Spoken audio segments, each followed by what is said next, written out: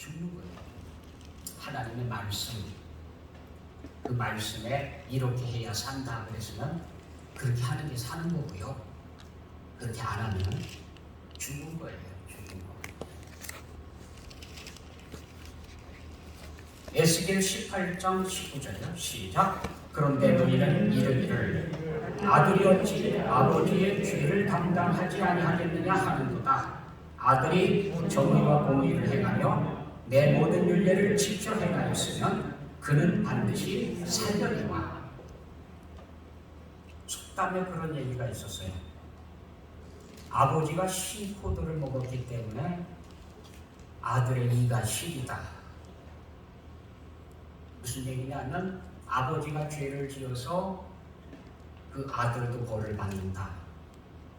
그런 뜻으로 이야기가 전해졌거든요. 근데 하나님께서는 아니라는 거예요.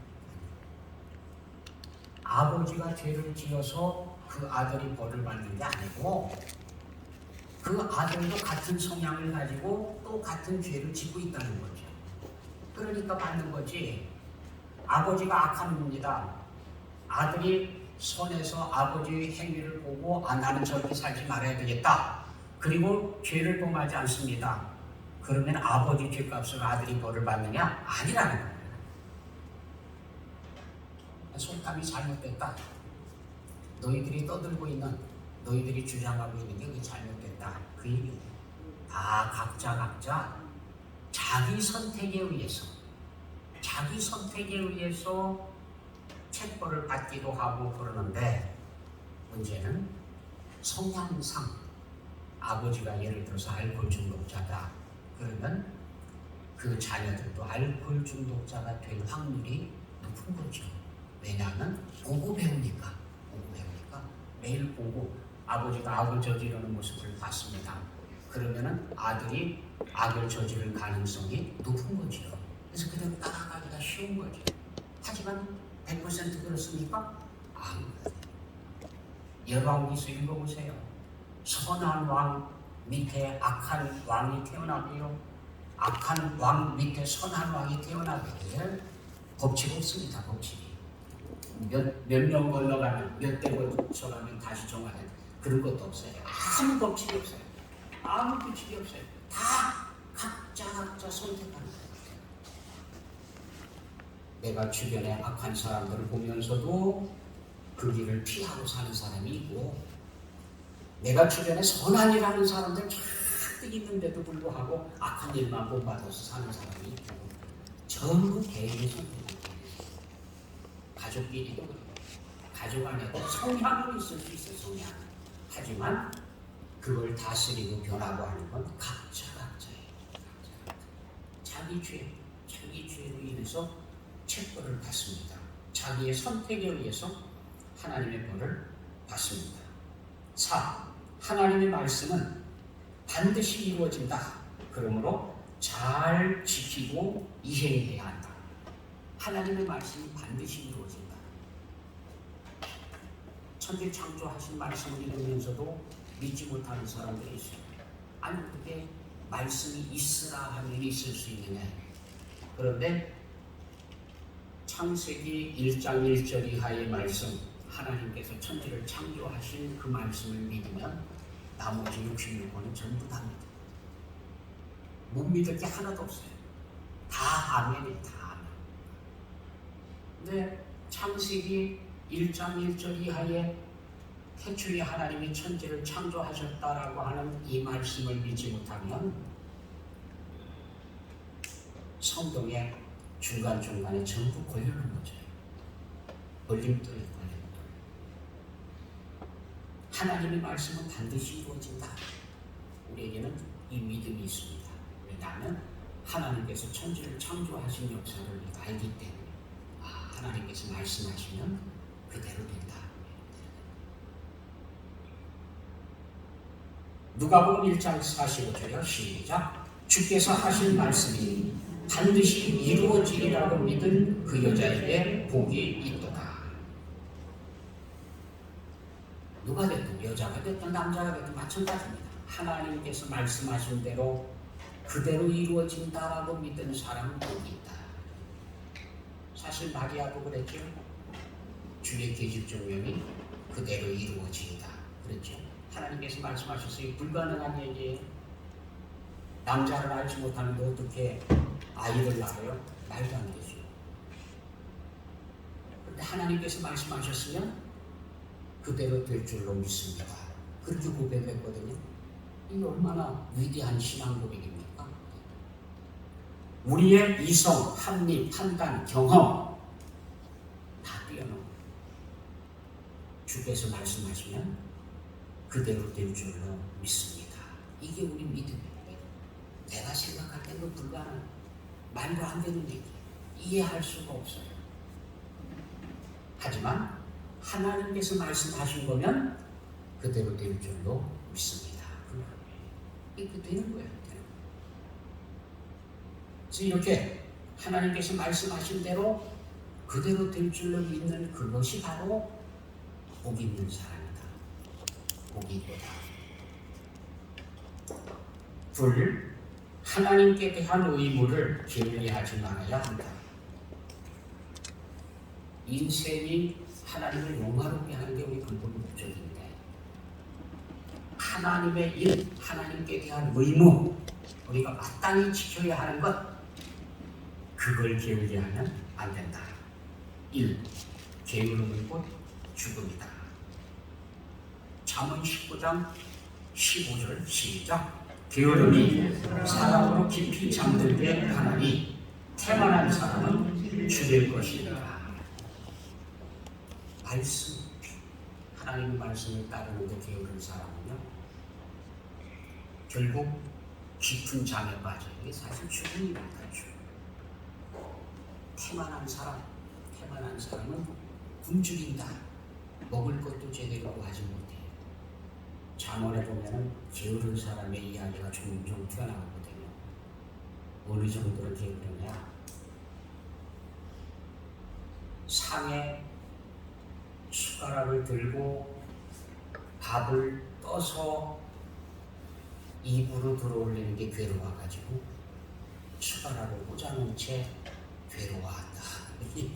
얼마나 게으르면, 세상에 그래.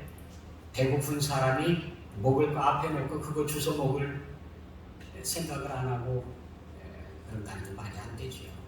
게으른 사람을 비웃는 얘기입니다. 비웃는. 하나님의 말씀에 식탁에 앉아서 꼭 그렇게 살고 있거든요. 하나님의 말씀이 펼쳐져 있습니다. 그런데 괴로워가지고 들어올리는 게 괴로워서 손까지 담가놓고 식탁 위에 손까지 올려놓고는 들어올려서 먹는 게 괴로워가지고 안 먹어요. 그렇게 살아요.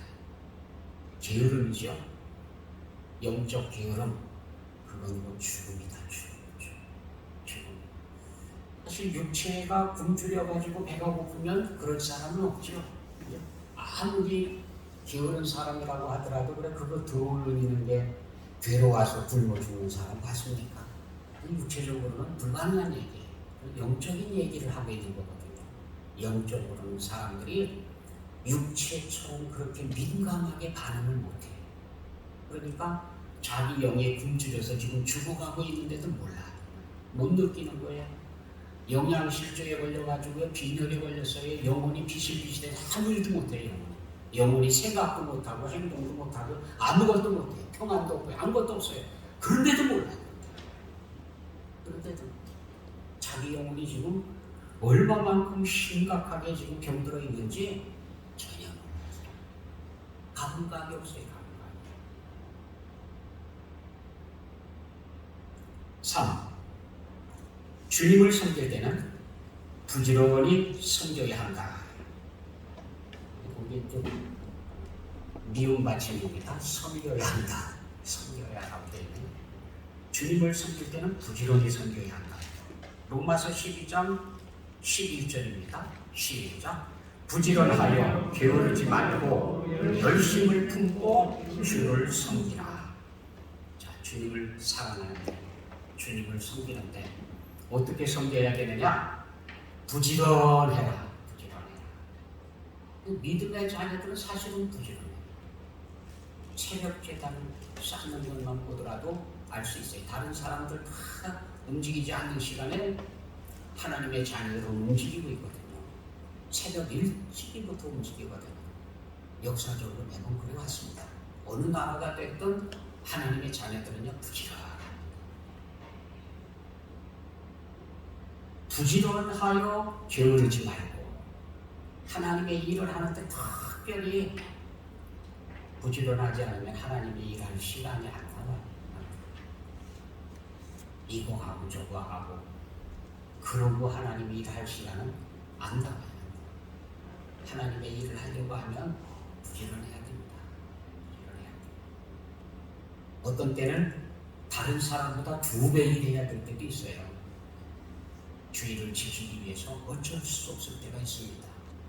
그만큼 우리는 부지런을 떨어야 하나님의 일을 하고 그날을 거룩하게 지킬 수 있지, 그렇게 안 하면요. 그래서 부지런하여 게으르지 말고, 게으르면 안 돼. 게으르면 자꾸 뒤로 물러가서 후퇴해. 신앙도 후퇴하고 모든 게 다 후퇴해. 열심을 품고 주를 섬기라. 열심은 불과 같아. 불을 떼야 움직이죠.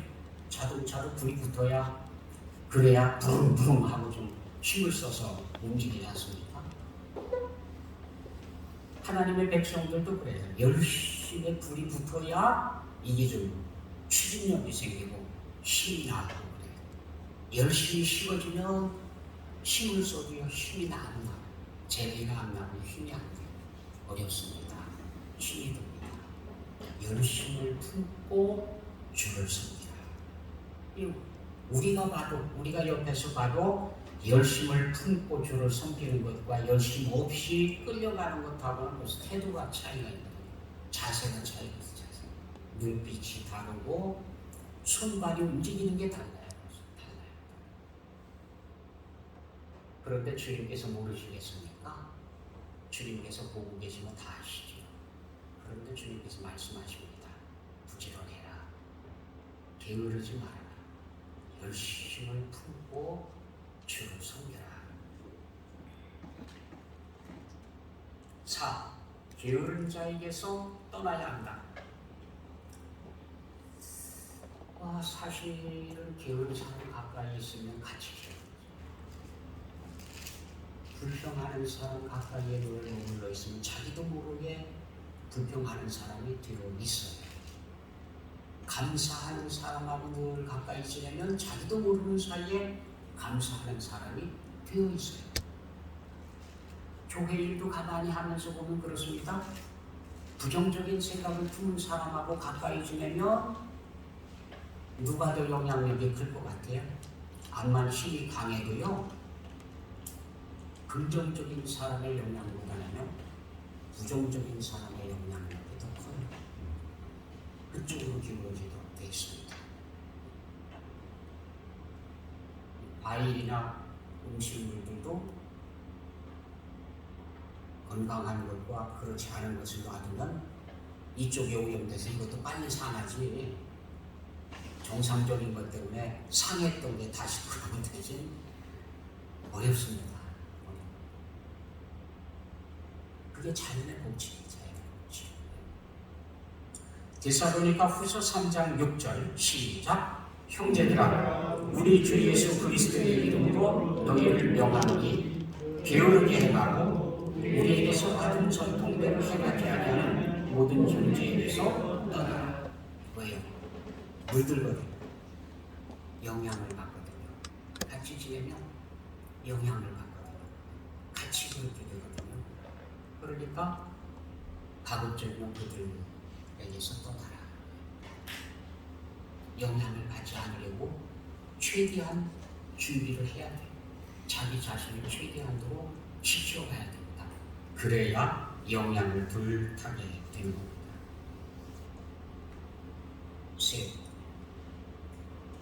세상 업무나 오락에 관한 일을 하지 말아야 한다. 주의를 거룩하게 하는 것, 안식일을 거룩하게 지키는 비결이 바로 그거죠. 거룩하게 해야 돼요. 그러려고 하면 세상 업무나 오락에 관한 일을 금해야 된다. 1. 안식일은 오락을 금하고 경건하게 살아야 하는 날이다. 안식일의 개념은 일을 안 하는 게 중점이 아니라는 거죠. 오락을 금하고 경건하게 사는 데에 초점을 맞춰야 된다. 경건하게 살고자 하는 희생이 필요합니다. 이사야서 58장 13절입니다. 시작. 만일 안식일에 네 발을 금하여 내 성일에 오락을 행하지 아니하고 안식일을 일구는 즐거운 날이라 여호와의 성일을 준비한 날이라 하여 이를 준비하려 되고 네 길로 행하지 아니하며 네 오락을 구하지 아니하며 사사로운 말을 하지 아니하면 이게 안식일에 대한 개념이에요. 안식일에 대한 개념. 심지어 하나님 앞에 가서 금식으로 매달리고 해도 별 소용이 없어요. 이게 먼저 돼야 된다. 이게 하나님 앞에서 지키고 사는 것, 이걸 지켜야 그 다음에 금식을 해도 의미가 있고 뭐 예배를 해도 의미가 있고 그런 거지. 이걸 어기고는 별 의미가 없어요. 가치가 없어요. 그래서 먼저 안식일에 네 발을 금하여 내 성일에 오락을 하지 아니하고, 갈수록 세상은 어때요? 안식일에 오락을 하도록 분위기가 돌아가고 있습니다. 그래서 일주일에 이틀, 토요일과 주일 껴가지고 이틀을 쉬면서 또 이제 조금 약속 바른 것은 금요일 날 일찍 끝나서 금요일, 토요일, 주일까지 껴가지고 그래서 그냥 놀러 다니느라고 합니다.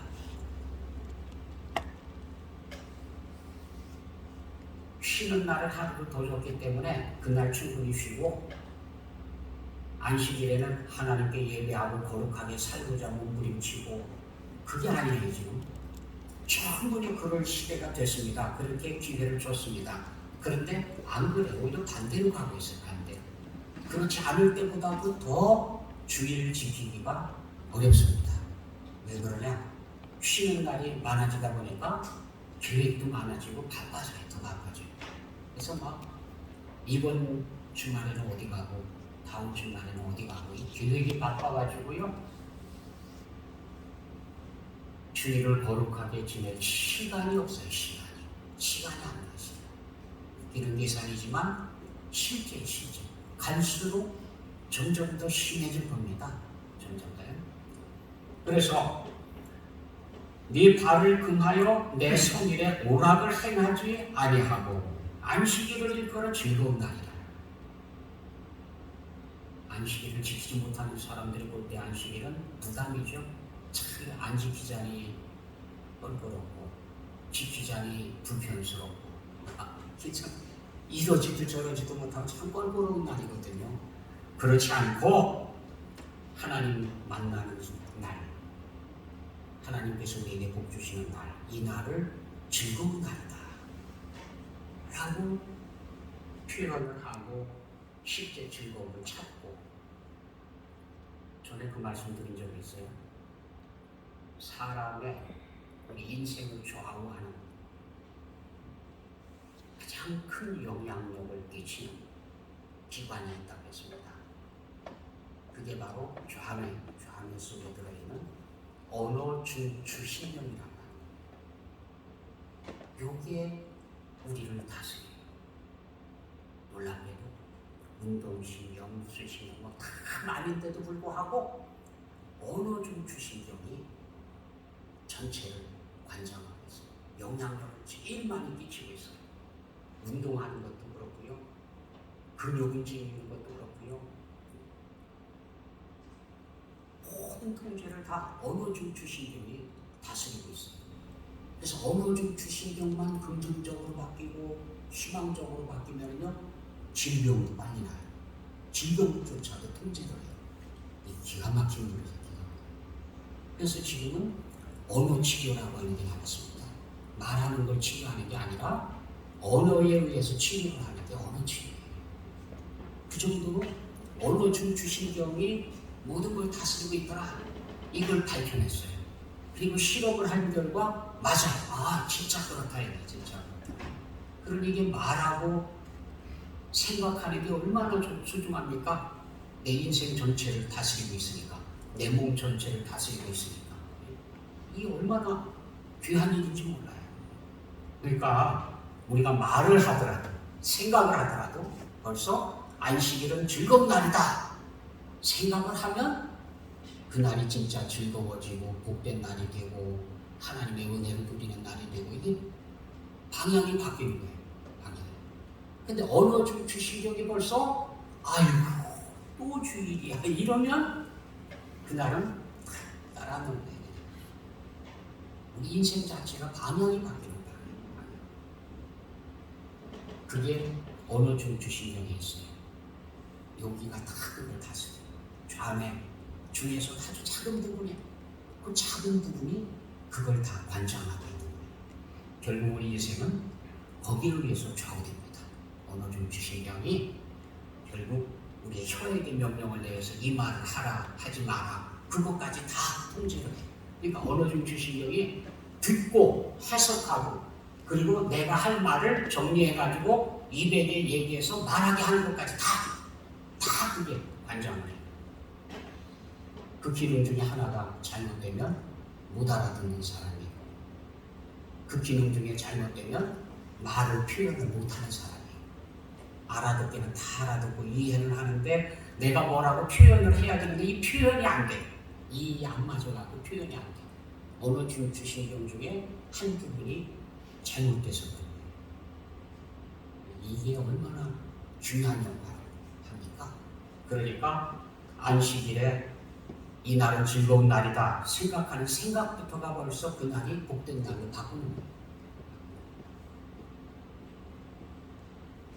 여호와의 성의를 존귀한 날이다. 내가 이 날을 존귀한 날이다. 다른 날은 몰라도 주일만큼 이게 존귀한 날이다. 잊어버리고 살아가면 안 된다. 이 날을 건너뛰면 안 된다. 창세 이후로 지금까지 한 번도 건너뛴 적이 없습니다. 날짜가 그냥 토요일 다음에는 주일이에요. 똑같아요. 계속 똑같아요. 한 번도 건너뛰어서 순서가 바뀌거나 뒤집어진 적이 없어요. 존귀한 날로 기억하고 살아가는 존귀한 날. 그러면 우리가 기도하는 것 하나님께서 들어주시고 하나님께서 우리 삶을 의롭게 해주시고 힘이 있게 해주시고 그런 역사가 다 거기 함께 하는 겁니다. 이게 주시는 거예요.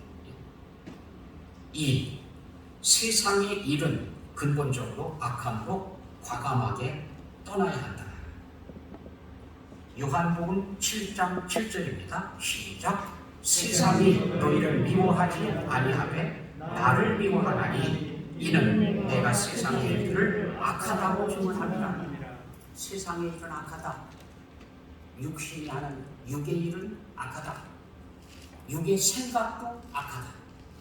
주님께서 그런 말씀을 하셔서 많은 사람들이 저항을 했어요. 악하다고 한다고, 나쁘다고 한다고. 그러나 사실상 악한 일이에요. 육은 하나님을 기쁘시게 하는 생각을 하지 못합니다. 육의 생각은 늘 영의 생각과 대적하고 있습니다. 안 그런 것 같아도 결론적으로는 꼭 그래요. 결과적으로. 말은 그럴듯하게 해도 결과적으로 열매는 또 반대로 맺습니다. 이게 안 돼요. 그래서 먼저 하나님의 자녀로 아름다운 열매를 맺기 원한다고 하면 나무가 바뀌어야 돼. 나무가. 존재가 바뀌어야 돼. 존재. 우리가 육의 존재로 남아있는 한은 육의 열매밖에는 맺을 게 없습니다. 우리가 물과 성령으로 거듭나서 새로운 존재가 될 때에 뉴빈이죠. 새로운 존재가 될 때에 새 열매를 맺을 수가 있는 거예요. 그러기 전에는 아무리 그럴듯하게 꾸미고 와도 열매는 늘 같은 열매를 맺습니다. 육의 사람은 육으로부터 육의 열매를 맺고요. 영의 사람은요 영으로부터 영의 열매를 맺습니다. 열매는 같아요. 우리가 새로운 존재가 되지 않는 한, 거듭나지 않는 한 새 열매, 생명의 열매는 맺을 수가 없습니다.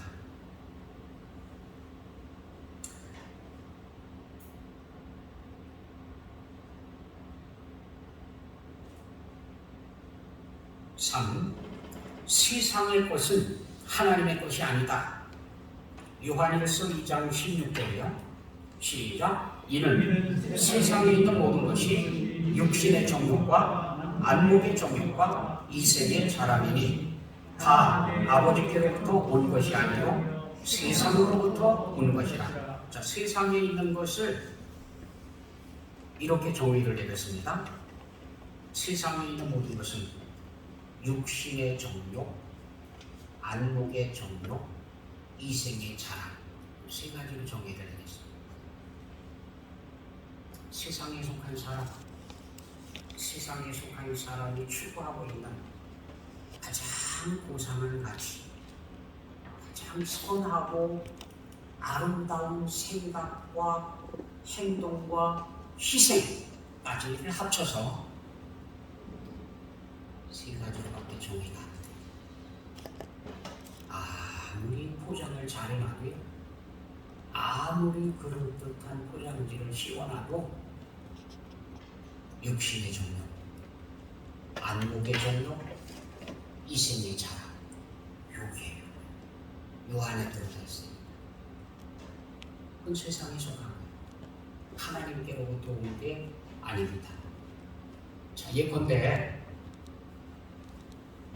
에덴 동산에서 선악과를 놓고 하나님께서 먹지 마라. 먹으면 반드시 죽는다.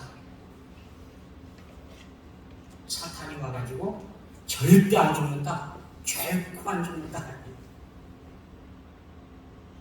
자, 이제 선택을 해야 되는데 선악과를 사탄의 이야기를 듣고 나서 바라봤더니 모함직도 하고 먹음직도 하고 지혜롭게 할 만큼 탐스럽기도 하고.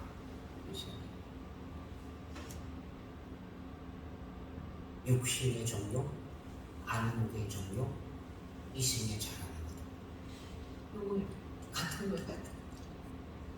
에덴 동산에서부터 지금까지 육에 속한 사람, 세상에 속한 사람의 행하는 모든 일들은 그들이 할 수 있는 일 중에 최고로 고상한 일을 했다 하더라도 여전히 육신의 정욕, 안목의 정욕, 이생의 자랑으로부터 나왔다는 겁니다.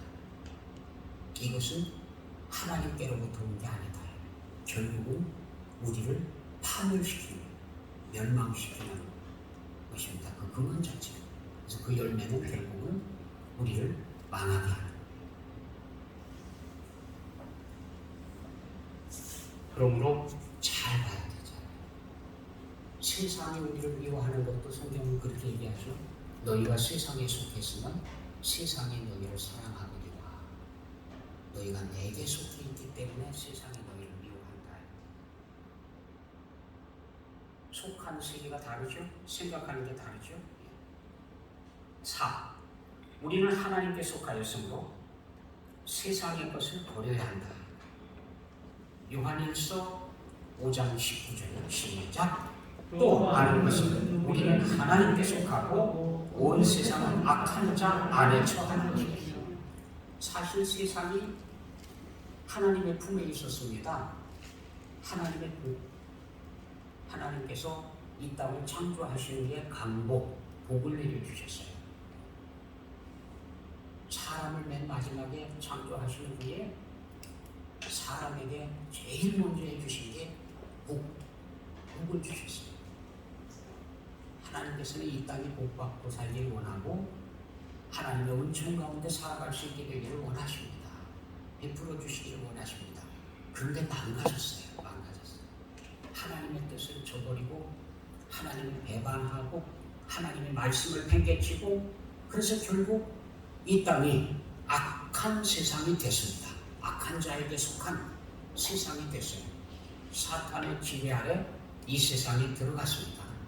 그래서 여기 파멸, 악한 자에게 속해 있는 이 세상에 속해서 파멸당하는 이걸 모면할 수 있는 유일한 길은 하나님께로 다시 돌아가는 길밖에 없어요. 그런데 하나님께서 에덴 동산에서 쫓아낼 때 어떻게 했습니까?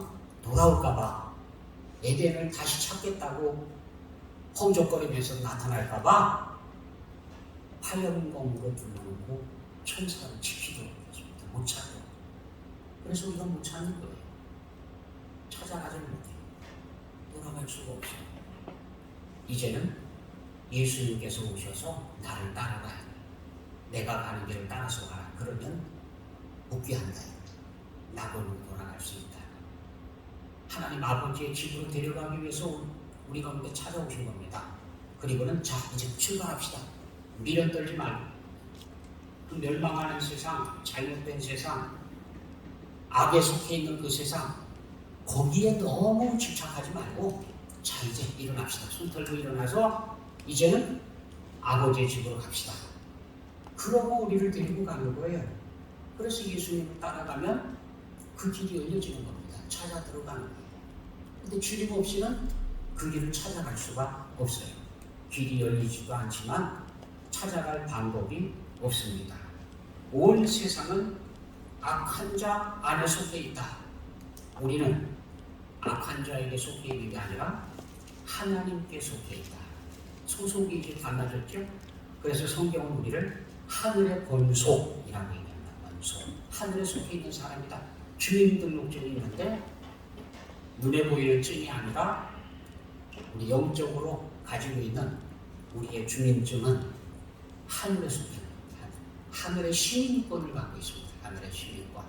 그래서 우리는 하늘의 시민이에요. 이건 누가 훔쳐가지도 못해요. 빼앗아가지도 못해요. 내가 스스로 잃어버리기 전에는 우리에게서 강탈해 갈 수 있는 힘이 없습니다. 성령께서 우리를 끝까지 지켜주시거든요. 안 사라져요. 끝까지 가는 거예요. 우리는 하늘에 속해 있는 하늘의 시민이고 하나님께 속해 있는 존재다 라고 하는 겁니다. 네. 안식일에 필요치 않은 일을 하는 것은 그날을 더럽히는 일이다. 안식일을 범하는 게 뭐냐? 하나님께서 원하시는 일을 하지 않고 자기를 위해서 뭔가를 한다. 그러면 안식일을 범하는 것이고 더럽히는 거다.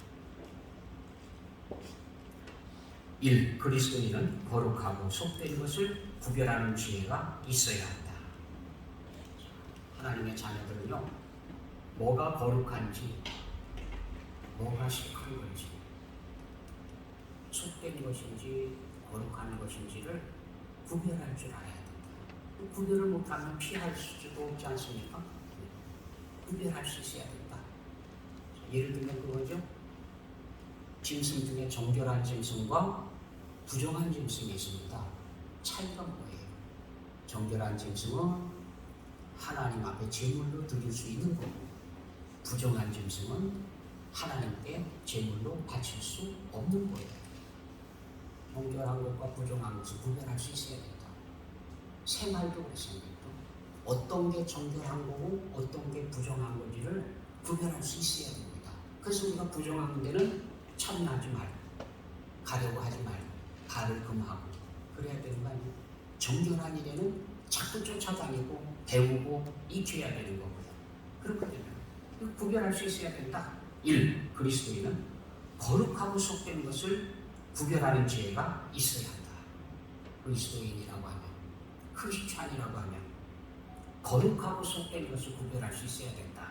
레위기 10장 10절입니다. 시작. 그리하여야 너희가 거룩하고 속된 것을 분별하며 부정하고 정한 것을 분별하고. 그래야 되죠. 정하냐 부정하냐, 거룩하냐 속되냐 하는 것을 구별할 줄 알아야 된다. 분별할 수 있어야 된다.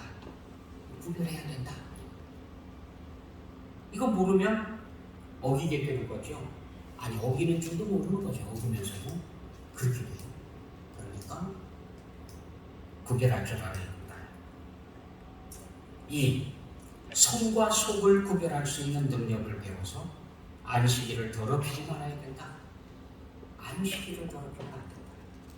다른 나를 범한 것보다도 훨씬 더 중요한 것은 안식일을 범하는 하나님께서 주신 시간, 하나님을 위해서 떼어놔야 하는 그 시간을 우리가 기억하고 지킬 수 있느냐, 아니면 내 마음대로 구겨버릴 거냐 하는 거거든요. 시간이라고 하는 건 참 소중하죠. 그렇죠? 다른 거는 다 차등이 있어요. 사람들에게 돈도 어떤 사람은 많고 어떤 사람은 적고, 행복을 느끼는 지수도 어떤 사람은 높고 어떤 사람은 낮고, 다 차등이 있습니다. 배운 것도 어떤 사람은 많이 배우고 적게 배우고, 운동할 수 있는 신경도 어떤 사람은 발달되고 어떤 사람은 덜 발달되고, 전부 차등이 있는데 딱 하나만큼은 다 똑같아요. 하루 24시간씩 시간은 꼬박꼬박 똑같이 나오죠. 똑같은 시간, 똑같은 길이, 똑같은 걸 다 똑같이 받았는데 그걸 어떻게 관리하고 사는 거예요? 다른 거는 관리한 걸 가지고 잘 잴 수가 없어요.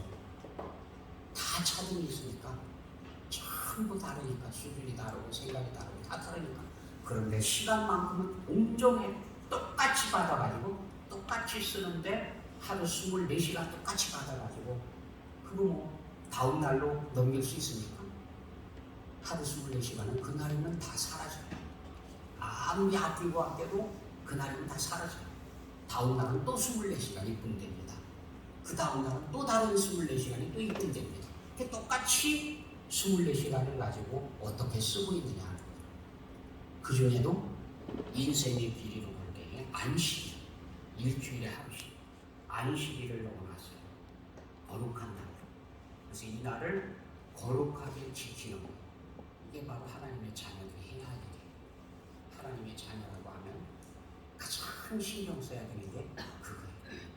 안식일을 어떻게 지킬 거냐 하는 겁니다. 이 성과 속을 구별할 수 있는 능력을 배워서 안식일을 더럽히지 말아야 된다. 안식일을 더럽히는 일을 해야 안 된다. 거룩하고 속된 것, 성과 속이 그거예요. 거룩하고 속된 것을 구별할 줄 알아야, 그래서 안식일을 범하지 말아야 된다. 안식일을 거룩하게 해야 된다. 에스겔 44장 23절입니다. 시작. 내 백성에게 거룩한 것과 속된 것의 구별을 가르치며 부정한 것과 정한 것을 분별하게 할 것이다. 거룩한 것과 속된 것, 부정한 것과 정한 것, 이걸 구별할 줄 알도록 해야 된다. 하나님의 말씀을 묵상하고 배우고 귀기울이고 듣고 그러는 동안에 우리는 이 날을 어떻게 살아가는 것이 거룩하게 사는 거다 하는 걸 알고 있어요. 우리가 세상을 살더라도 어떻게 사는 게 정하게 사는 건지, 어떻게 사는 것이 거룩하게 사는 건지 알아야 하는 거예요. 문제는 못 지키니까 문제인 거죠. 알아야. 근데 웃기는 거는요, 세상 사람들이 더 잘 알아요. 세상 사람들이 교회도 안 와봤는데 거룩한 것과 속된 것을 더 잘 알아요. 그래서요, 크리스찬들이 뭐 잘못하잖아요. 그럼 세상 사람들이 먼저 얘기하는데 교회 다닌다는 것들이 저러고 있어. 먼저 안다니까요. 그 배우지도 않았어요. 근데도 알고 있어. 어떻게 해야 되는지 알아야. 기가 막혀. 자기들 기준 다 갖고 있어. 예수 믿는 사람이라고 하면 이렇게 살아야 된다. 기준 알아요. 그 사람들 다 알아요. 다 알고 있어요. 그래서 그렇게 못하면 손가락질해요. 저 교회 다닌다는 게 자기들 기준 다 알고 있거든요. 참 신기해. 하나님께서 알만한 걸 다 보여줬다고 됐어요. 그 사람에게 다 줬어요. 알만한 것을 다 줘서. 그래서 핑계할 수가 없습니다. 다 알아요. 3. 곁에 악한 동물을 두지 말고 착한 사람을 두고 선한 날과 선한 행실을 더럽히지 말아야 된다. 왜 그랬습니까? 영향을 받는다. 주변에 더러운 사람 가까이 자꾸 만나면 자기도 모르게 어느새 더러워져 있어요. 그 사람 참 입이 거래요. 그런 표현이 아주 입이 걸리다. 말을 하면 거치는 말, 안 좋은 말, 쌍스러운 말, 지저분한 단어들을 막 써요. 그 사람이 그 상대할 사람이 못된다. 근데 그러면서 자꾸 만나면 자기가 어느새 그렇게 돼 있어요. 다른 사람이 나를 만날 때, 저 사람 그런 사람이 아닌데 왜 말이 저럴까 이래. 벌써 물들어 있거든요. 가까이 하면 물들어요. 고린도전서 15장 33절입니다. 시작. 속지 말라. 악한 동무들은 선한 행실을 더럽히나니. 속지 마세요. 악한 사람들은 결국은 선한 행실까지 더럽힙니다. 물들입니다.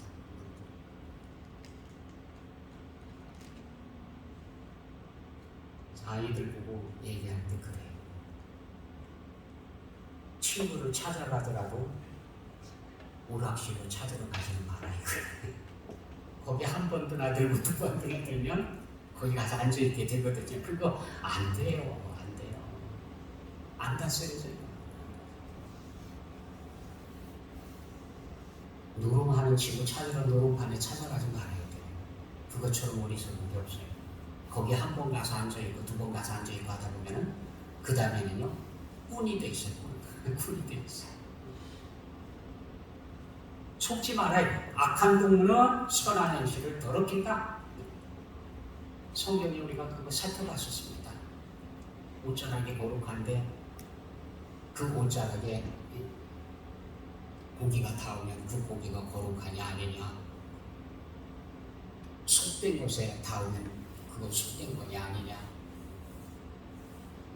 거룩한 건 영향을 덜 미칩니다. 그런데 속된 것은요, 부정한 것은요 영향력이 커요. 옷깃을 스치기만 해도 닿기만 해도 부정해집니다. 부정한 사람하고는요 손길만 닿아도, 아니 지나가다 옷자락만 스쳐도 부정해요. 그래서 부정한 사람하고 스치우면 그날 저녁까지 하나님 앞에 못 나가고 제사장이라 하더라도 못 가는 거예요. 부정하기 때문에. 그만큼 영향력이 있어요. 그러면 똑같이 보죠. 제사장이, 거룩한 제사장이 지나가고 부정한 사람이 지나가다 옷자락이 스쳐지면 이 사람이 거룩해져야 되는데 안 그렇단 말이에요. 자연의 법칙이에요. 자연의 법칙. 우리가 아무리 노력을 해도 부정한 사람하고 가까이 지내면 부정하게 되어 있습니다. 영향을 받도록 되어 있습니다. 그러니까 주의하라. 그 사람을 만나더라도 스스로를 잘 제어를 해야 되고, 그리고 그 사람에게도 영향을 끼칠 만한 악한 일들을 못하도록 제어를 해야 됩니다. 하도록 놔두면 영향력이 미쳐지거든요. 못하도록 해요. 말을 하더라도 그런 말은 안 썼으면 좋겠다. 딱 얘기를 해서 그래야 됩니다. 그래야 우리가 같이 지내더라도 영향을 덜 받죠. 안 받는 게 아니라 덜 받는 거죠. 덜 받는 거.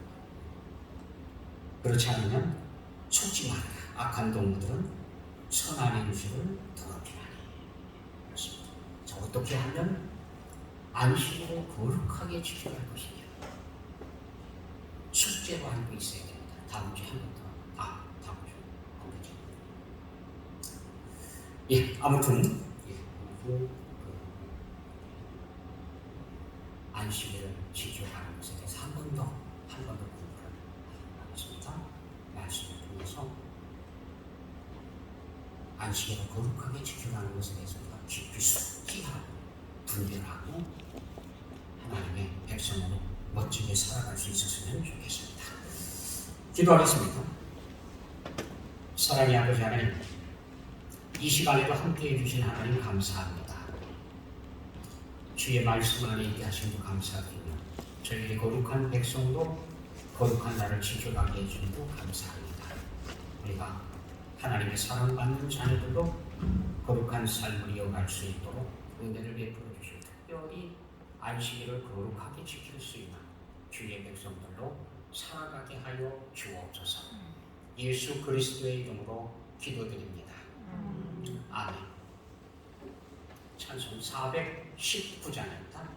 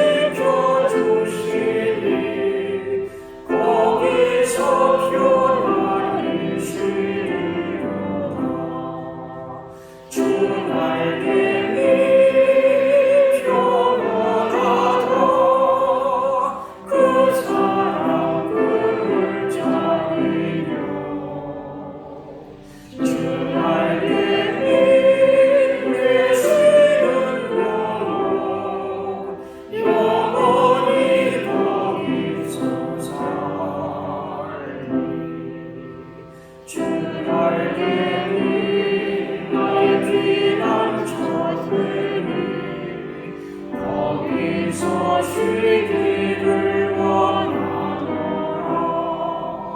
세상이 나를 미루지 못하라. 거기서 평화를 누리리라. 주 날개 위 평안하라. 그 사랑 그를 찬이뇨. 주 날개 위 계시는 영혼 영원히 거기서 살리. 주 날개 위 잠든 기분이 있네. 고달픈 세상 길 가는 동안 나 거기 숨어 불보시를 받고 영원한 안식을 얻으리라. 주 날개 위 평안하라. 그 사랑 그를 찬이뇨. 주 날개 위 계시는 영혼 영원히 거기서 살리.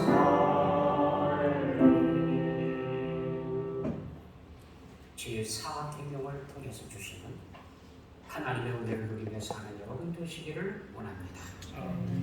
여호와는 내게 복 주시네. 하늘에 속한 신령한 모든 복과 땅의